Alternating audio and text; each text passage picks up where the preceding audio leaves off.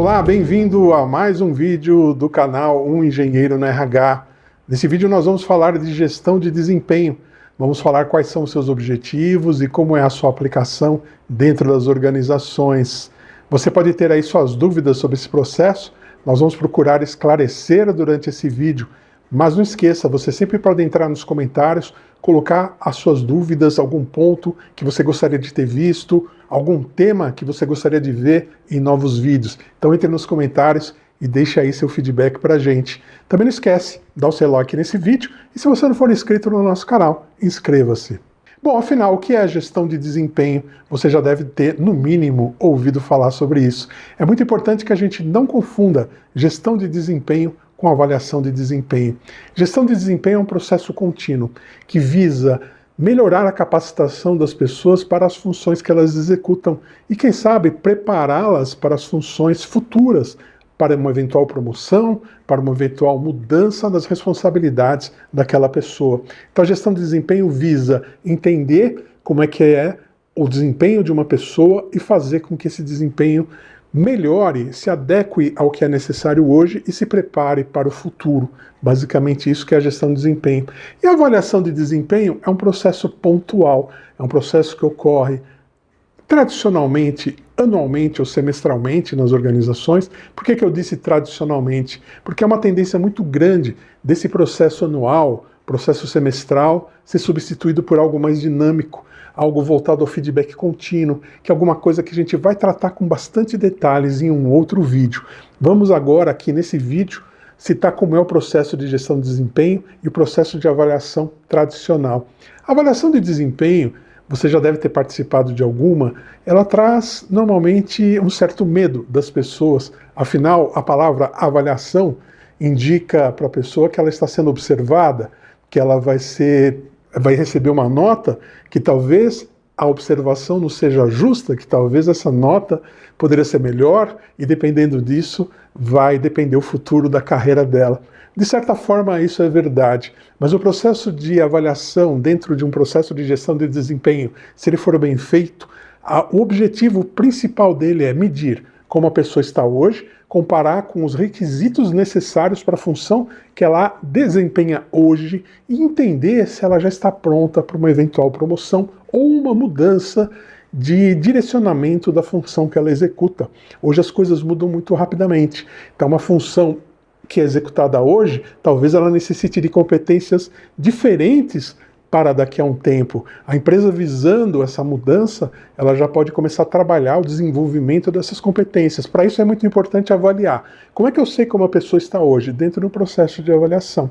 Ele vai avaliar tanto as competências, nós já citamos aqui no canal, já falamos de competências, você tem que ter um mapa de competências, você tem que saber quais são as competências críticas para a organização, quais são as competências requeridas para cada cargo, para cada nível dentro da estrutura hierárquica e comparar o que a pessoa apresenta com aquela tabela, com aquele mapa. Então os gestores vão olhar os seus funcionários, os seus colaboradores e vão olhar o seguinte, poxa, tem alguma relação de competências aqui, que pode ser o foco nos negócios, pode ser a inovação, flexibilidade, a capacidade da pessoa de aprender, de desenvolver ideias, né, de trazer novas ideias, de trabalhar em equipe, tudo isso são competências que podem fazer parte de um mapa necessário para determinado cargo. E o mapa bem desenhado, ele vai ter comportamentos requeridos ali, exemplos de comportamentos que o gestor, ao olhar, vai observar se aquele comportamento realmente é demonstrado pela pessoa e ele consegue colocar aquela pessoa num determinado nível. Assim ele avalia as competências. E dessa forma, quando você percebe que a pessoa está, por exemplo, apresentando competências de forma inferior ao requerido pelo cargo, ela vai ser colocada em um plano de desenvolvimento para que ela esteja adequada ao cargo. Ou, né, se esse cargo vai mudar, ou se há uma intenção, a possibilidade de promoções, de mudança de posição, esse processo de desenvolvimento vai visar essa mudança da pessoa para uma posição onde outras competências sejam requeridas ou as mesmas competências em níveis mais altos de proficiência sejam requeridos. Um ponto que traz muita dúvida também é o formato das avaliações, né? As avaliações, se fala em avaliação 90 graus, 180 graus, 270 graus, 360 graus. O que é isso? Isso simplesmente é a forma como a avaliação é aplicada, ou seja, quem participa da avaliação.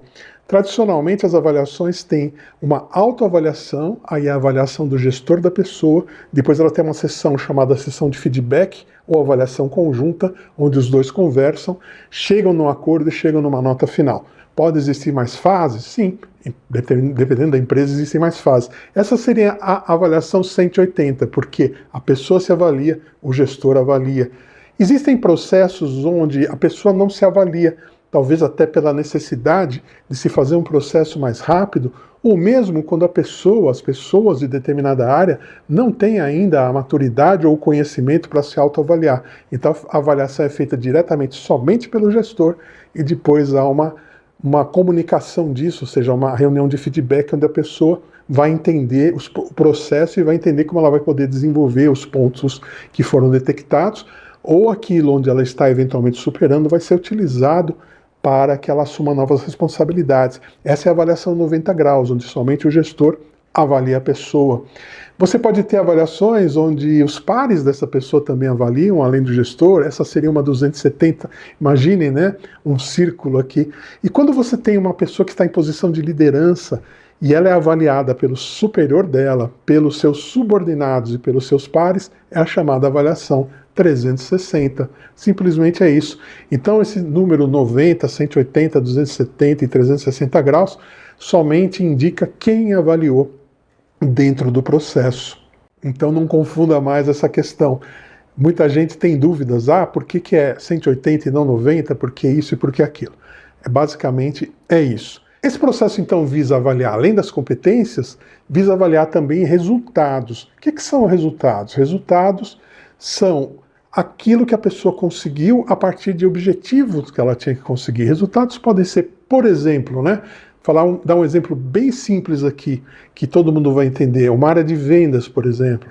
Um resultado em cima de uma meta de vendas. A pessoa tem que vender de determinado produto 10 mil reais. Essa é a meta dela. Se ela vender 8 mil reais, ela está 80% dessa meta. Se ela vender 12 mil reais, ela está 120% dessa meta. Simplesmente uma apuração de resultados. Os resultados de metas, que podem ser metas financeiras, podem ser metas visando satisfação de cliente, visando ampliação do mercado da empresa, ou seja, ampliação de clientes.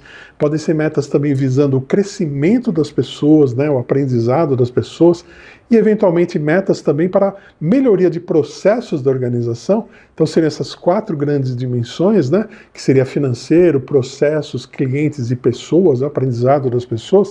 Essas metas, elas são apuradas também dentro do processo de avaliação para que se entenda como a pessoa está conseguindo desempenhar a sua função. E isso é um reflexo também daquelas competências que ela está aplicando nessa avaliação. Agora, de onde surgem essas metas, esses objetivos pessoais? Eu falei ali de um vendedor que tem que vender, 10 mil reais de um determinado produto. Da onde vem isso? Isso vem de um nível mais alto. Vem das metas estratégicas da organização. Então, a organização tem uma meta de crescimento neste ano. No ano seguinte, por exemplo, ela tem uma meta de aumento do número de clientes. Ela tem meta de melhorar a satisfação dos seus clientes. Ela tem meta de melhorar os seus processos produtivos, por exemplo. Ela tem metas de fazer com que as pessoas estejam mais capacitadas, por exemplo. Tudo isso são metas organizacionais que elas devem ser, eu vou usar um termo aqui mais técnico, mas é o desdobradas, elas devem ser desdobradas para as pessoas em objetivos tangíveis. Então, por exemplo, uma empresa que produz um determinado produto e ela quer ampliar a venda desse produto em X% no ano que vem, isso aí vai virar um número, e a sua equipe de vendedores espalhadas no país inteiro, cada um vai receber um pedacinho desse grande número que vem lá da meta da empresa. Essa é a ideia desse desdobramento de metas. Então, para cada meta empresarial, para cada meta estratégica da empresa, é feito esse processo de desdobramento até chegar na pessoa. E na pessoa ela tem que chegar como um objetivo claro, um objetivo tangível. Se fala muito, talvez você já tenha ouvido falar dos objetivos SMART.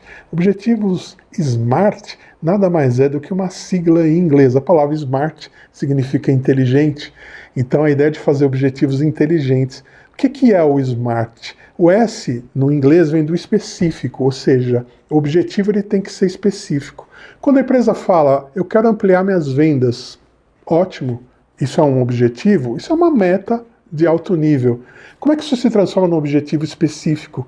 Olha, eu preciso aumentar as minhas vendas do produto A, ou do produto B, ou do serviço C. Ela se tornou específica, eu estou dizendo qual é o produto ou qual é o serviço que eu quero ampliar essa venda. A segunda letrinha do SMART é o M. O M é de mensurável, né? Eu tenho que medir isso. Como é que eu posso medir, então, se eu falei, olha, preciso aumentar a minha meta de venda do produto A? Tá bom. Isso é mensurável? Não. Agora, se eu disser, preciso aumentar a meta de venda do meu produto A em 10%, isso daí já passa a ser mensurável. Eu consigo saber quando eu atingir 10%. Aí cumpri a meta. Então eu já tenho uma meta específica, que eu digo qual o produto que eu preciso aumentar a venda, e já tenho uma meta mensurável, que eu já sei quanto eu preciso aumentar. A próxima letra da palavra SMART, né, que é o S de específico, o M de mensurável, é o A. O A é de atingível. A meta tem que ser atingível. Ou seja, não adianta eu criar uma meta que a pessoa olha e fala, eu nunca vou conseguir executar isso aí. Você acabou de desmotivar a pessoa no momento em que ela recebeu a meta. Ao contrário, a meta tem que ser desafiadora, mas ela tem que ser atingível, alcançável. É necessário para que a pessoa se motive, tenha um grau de desafio, mas é necessário que ela seja atingível. Depois vem o R. O R é de relevante. A meta tem que ser relevante. Não adianta eu criar uma meta, por exemplo, vamos manter todas as janelas limpas do prédio. Ok, isso pode ser uma meta da equipe de limpeza, mas não da equipe de vendas, por exemplo. Ela não é relevante para aquela equipe. Então é importante que ela seja relevante, que a pessoa veja, quando ela recebe aquela meta, primeiro, que ela saiba o que ela tem que fazer, ela tenha uma forma de medir, que aquilo seja atingível e que ela veja a importância daquilo para o trabalho dela e para a empresa. E por último, o T significa que ela deve estar dentro de um limite de tempo. Então aquele exemplo que eu estava falando, aumentar as vendas do produto A em 10%, tá bom, mas eu tenho 10 anos para fazer isso? Não, aumentar as vendas do produto A em 10% no ano de 2024. Aí sim eu tenho uma meta inteligente, porque ela tem o que eu tenho que fazer, ela é específica, ela tem uma forma de ser medida, então eu sei quando eu atingir essa meta, e ela é relevante para o negócio, e ela está dentro de um tempo determinado. Eu sei quando ela deve ser cumprida. Isso é muito importante, então, para que a meta seja entendida pelas pessoas. Então vejam, voltando, né? Dentro do processo de avaliação, eu vou avaliar as competências com o objetivo de desenvolver as pessoas para a posição que ela ocupa hoje ou para posições futuras. Então, eu vou capacitar essa pessoa para que ela desenvolva as competências. Vou avaliar os resultados da pessoa, que é o cumprimento dos seus objetivos, para entender como ela está contribuindo para a organização. Isso aí pode, inclusive, muitas empresas utilizam o resultado também como uma forma de reconhecimento e premiação das pessoas, colocando, dependendo do nível alcançado, dos resultados, um bônus adicional, algo assim. Isso aí cada empresa tem a sua política para tratar. E dentro desse processo de gestão de desempenho, os líderes têm um papel fundamental. O líder ele tem que ser aquela pessoa que vai acompanhar o processo, ele vai trabalhar, né? Na verdade, a liderança da organização vai trabalhar desde o momento da definição daquelas metas, do desenho daquele mapa de competências, o acompanhamento disso, a execução no dia a dia, o feedback contínuo para as pessoas, para que elas entendam como elas estão cumprindo aquilo que é esperado, planos corretivos. Então imagina o seguinte, voltando ao exemplo de vendas, que é muito fácil a gente entender, a pessoa tem que executar determinadas vendas, mas o mercado mudou, surgiu aí alguma mudança de mercado, alguma nova, eventualmente um novo concorrente, ou o produto precisa mudar, aquela meta precisa ser revista, ou não, ou a meta simplesmente não está sendo cumprida porque falta algum recurso. Então esse feedback contínuo, essa troca entre o líder e a sua equipe é fundamental para que as metas consigam ser cumpridas. Então, desde o momento de redefinir o que for necessário, de criar planos corretivos, se necessário, até rever as metas. Ela não faz mais sentido. Ela foi desenhada assim, mas o mercado mudou, já não faz mais sentido. Então, tem que haver essa abertura para o acompanhamento e os ajustes necessários sempre que for preciso. Bem, espero que esse vídeo tenha sido útil para você, que tenha sido possível dar uma luz aí sobre o processo de gestão de desempenho. Não esqueça então de deixar seus comentários, deixar suas dúvidas, deixar aí suas sugestões de temas para que a gente traga aqui no canal. Clique aí no sininho para você receber notificações, nós publicamos um vídeo por semana. Também dê seu like nesse vídeo e inscreva-se no canal. Muito obrigado e até um próximo vídeo.